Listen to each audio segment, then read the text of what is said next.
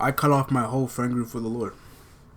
I cut off my closest people for the Lord, bro. I'm not even gonna lie to you. And it's crazy because one of them was my closest friend, bro. Until this day, it still kind of hurts. I'm gonna keep it a buck. Like on this page, on all my pages, I'll always keep it vulnerable and real. But it hurts. I'm not gonna lie to you, it hurts. I feel like it hurts because for the first time in a while, I kind of feel not lonely, as in I can't talk to people, but lonely as in like, dang, like I told Brody everything, literally everything. You know, I told Brody everything about my life, bro. Basically everything about what was going on, about this and that, but the goods, the bads, the ugly, and I'm here like, bro, like I don't really have a best friend anymore. I saw a video where it talked about a lot of Christians, they talk about the ups and not the downs. That's not a shot, but I looked at that, I was like, maybe I need to start talking about the downs as well, how I'm feeling. That's another reason why I rebranded this page to EMS Entries, because with these journal entries that I do, these video entries that I do, I want to keep it real, like, you know, like the good parts and sometimes the sad parts, bro. And these sad parts are not talking about, you know, oh, I'm sad forever or I'm angry at God. No, like these are literally testimonies in the work, you know, because I'm going to look back at this video, reflect on, and be like, oh, God took me from here all the way to here. Because at the end of the day, I know that God's going to bless me with people that are for me, bro. You know, I don't know if I said this already in the video or not, but these guys were not bad people. I personally don't think they're bad people. They just didn't mix. We just didn't mix. They were not for me anymore, and that's okay, bro. I haven't outgrown them. I don't ever think I will outgrow them. At the end of the day, bro, they got their own stuff going on. But I just had to make a change. You know, like one thing about this Christian walk is that you have to pray for change, yes, but God is showing you the changes in your faces. I was praying for change a lot of the times. And then God showed me things that I was like, yo, you man, you need to change this. You need to cut off these friends. You know? And sometimes God needs to show you that. And it's up to you to listen. This is me finally listening, because I knew for a fact for a while I have to cut these people off. But I didn't. Like, and God was using people to tell me that. You know, because I remember one time I was with my pastor in his car when he was driving me home, and he was talking about how friends literally, like, almost ruined his life. You know, like his friends put him in bad situations. And I'm just here like, bro, this is literally the friend group I'm in right now. So, think about it like this. In 2024, I was listening to Christian Afrobeats, gospel, Christian rap, Christian R&B, anything Christian. 2025, due to the fact that I'm hanging out with them every single day, I'm hearing secular music every single day. I'm hearing Playboy Cardi, Lil Uzi Vert, all those opium guys. Bro, if you know, you know. A lot of these guys are devil worshippers. They admitted themselves the devil worshippers. So I'm like, dang, I'm looking at my life, I'm like, yo, I want to Lecrae, Caleb Gordon, to Playboy Cardi, Lil Uzi. Something has went wrong. And it sucks because my 2025 rap playlist, bro, I don't even think one Christian artist made it to the top 15, bro. Like, you feel me? Like, the environment that you're in, if you keep playing that dangerous game, you're gonna be a part of that environment. And that's another reason why I had to let go of that friend group. Because, bro, I was cussing. I was doing a lot of things I wasn't supposed to be doing. Things that I normally wouldn't be doing, but I'm hanging out with them all the time, bro. Like, the music thing is a big, like, factor for me, bro. Because I'm like, yo, I'm listening to music that uplifts me, that helps me get closer to God. Now I'm listening to music that helps me get closer to my flesh. Let me re-say that part one more time. Bro, the music part was a big factor for me because, bro, I was listening to Christian music that will help me in my relationship with God, uplift me. Now I'm listening to people that are helping me get closer to my flesh. I'm not even gonna lie. I kind of said that part for the clips I'm about to make. I'm not gonna lie to you. I'm not gonna lie. I'm not even clip forming. I just need to speak more clearly. But you feel me? Like, that's just some stuff that just shows you right there. Like, yo, these people are not for me, bro. Like, I can't keep praying for change, and I'm still hanging out with people that are not for me. And it's like that friend group. It was draining, bro. Like, when I talk about draining, I'm talking about time consuming.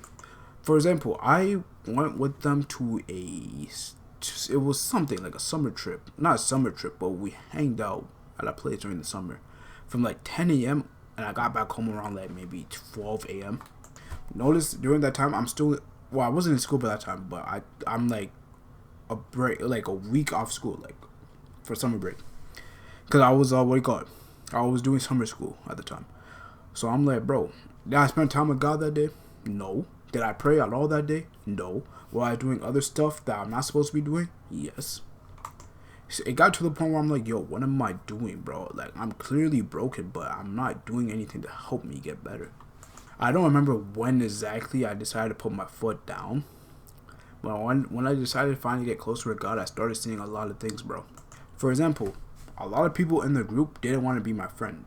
I was just there because I was one of my brodies. You know what I'm saying? Like, I was very close, like, my closest friend. He was friends with everybody else. And he always asked about me. You feel me? Like, as a friend, if you're friends with people, you should never ask to go, especially if you're in a friend group. That's just me. So I'm just here, like, realizing, like, bro, that guy doesn't even want me around. So why am I even, you know what I'm saying, trying to be there all the time? I have a lot of notes here that I do want to talk about. But yeah, like, this in school as well, bro. Think about it like this, bro. Like I said, I was in summer school. I have class pretty early, bro. And my dad used to get mad at me for this. Like, bro, I left my house. I left my home around like maybe like sometime in the PMs, maybe 12 to 4 p.m. Come back home around like 12 a.m., 1 a.m. and I have school the next day. You feel me? Like, and like I said, there's accountability on my part. You know what I'm saying? Like, it's not like they held a gun to my head and stuff like that. I'm not gonna say it, but like I said, this wasn't for me no more. Sometimes I just had to lock in. I knew, but I just didn't. There was some other stuff that happened behind the scenes I take accountability of, but you know what I'm saying? Sometimes they entice you to do something. You get enticed, and they look at you like, "Yo, I thought you was a Christian." This and that. That happened a lot of times in that group. It did. The more I prayed about the group, the more I realized why these guys were not for me no more. It was like God was showing me that these guys were not for me. And I had a dream because I didn't do well at school. And then God literally, it was like I was doing something I was not supposed to be doing in that dream. Hanging out with people I'm not supposed to be hanging around with. And like God tapped me. And like I turned towards him and I woke up. It felt like a heavy tap too. That's another story for another day. But like I said, the more I prayed on it, the more I realized, yo, these people are not for me, bro. And in fact, these people were getting me in trouble. Because I remember one time, bro, my iPhone 12, this would happen like a few months ago, literally October, November. So basically my family was moving. And I had to help my dad and everybody else in the house move and clean up the house. Because like I said, we're moving. So for some reason, during the day, my iPhone 12 decided to give out on me. I couldn't turn on my iPhone 12. My screen just went completely black. And I'm like, oh shoot, here we go. So I called one of my brodies who had a car and I said, yo, low key, I need a favor. I want to see if you can like drive me 20 minutes to pick up this phone that I'm getting for like $100. It's an iPhone for $100. And he was like, alright, we're down, I'm down, and all that stuff. I literally explained like, yo, I just want to get the thing and come back home because I got stuff to do. We're moving. And one of my closest friend, he came along with us to give us some company and all that stuff. When I get into the car, I'm hearing talks about 2 other people from the friend group is joining us for a link for like just to hang out. I'm like, bro, you have like I literally said I can't do that. I can't link with anybody because I gotta go do something. But I was like, you know what? All right, cool. Let me just get the phone and then let's just see if he'll drop me off. We end up going to the mall. I'm like, you know what, bro? All right, cool. Whatever. We're just gonna get some food and then we're gonna cut, right? I told my friend, I was like, yo, after this, I gotta go home, bro. I gotta go home. So basically, one of our friends at the time, he got mad and he left to my other friend's crib, the friend that was driving me. So I told my friend, yo, like, yo, this we got cut. Did I say his name? I don't even know if I said his name. I need to go back and check that. But I don't know if I said his name. I was like, yo, I low key gotta go. After this, I gotta go. And then he tells me, oh, but my friend, but he just went to my crib. I can't just leave him hanging there. I'm like, bro, I need to go home, bro. I need to go home. So he ends up driving me to his crib. And they're eating and all that stuff. I'm literally here like kind of fuming. My dad calls me and he's mad. He's like, yo, where are you? You're supposed to do this, this, and that. You know, where are you? He's mad. And I had to tell him like, bro, this and this happened. And then I got in trouble for other stuff too. But I'm like, yo, these people are literally leading me into trouble. I literally said one thing, and y'all are planning a whole meeting behind my back. It doesn't even make sense. So, like I said, the more and more I pray, the more and more stuff just got revealed to me. Like, yo, these people are not for you no more. Like, think about it like this. Like I said, they're not bad people, but I literally felt like I became them. You know, like the Bible says. I'm not saying this verse to call them bad people, but it said bad companies corrupts good morals. That's not me saying they're bad people. I'll never say that they're bad people.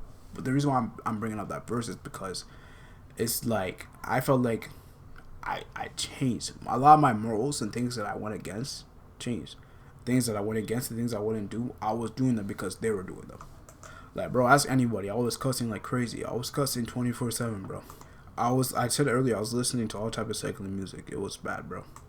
But the one about my best friend, bro, it was sometime in November, I believe. Might have been earlier than November, actually. It might have been October, November. I was calling my best friend at the time. We were chatting it up. And then he was basically, it felt like he was like baiting me. You know, one of them, like them ones that be like talking to your phone. He's like, oh, I'm going to go to this place because my friend is going to give me something. And he keeps saying something all the time. I was like, all right, bro, what do you want? What is he giving you? Then he said, oh, this, and that. Basically enticing me to come and all that stuff. Late night drive. I got school the next morning, and it was already like 11 p.m. But literally, it was so crazy because when he called me, I literally prayed. I was like, yo, Lord, whatever happens, I pray that you block this. I don't want to go. I don't want to do all this stuff. And he did. That moment I realized that, yo, I got to cut him off. But I didn't cut him off right there, though. It took me maybe about 2 months or so to actually cut him off because I'm like, yo, that's my best friend. But when I entered this year, I'm like, yo, I have to fully surrender to God. And I did.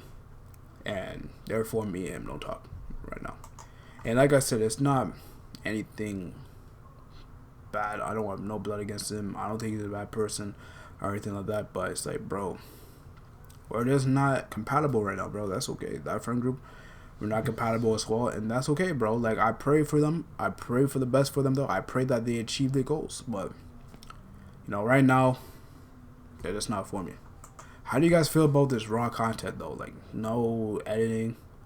I might have to do a little bit of editing because I don't know if I said my friend's name. But every time when you guys see a cut, I'm literally just pausing on OBS. How do you guys feel about this? But let's get back on track, though. Like I said, like, we just didn't align. There's a lot of things that happened that I don't feel like I need to talk about because, you know what I'm saying, like, that doesn't need to be shared.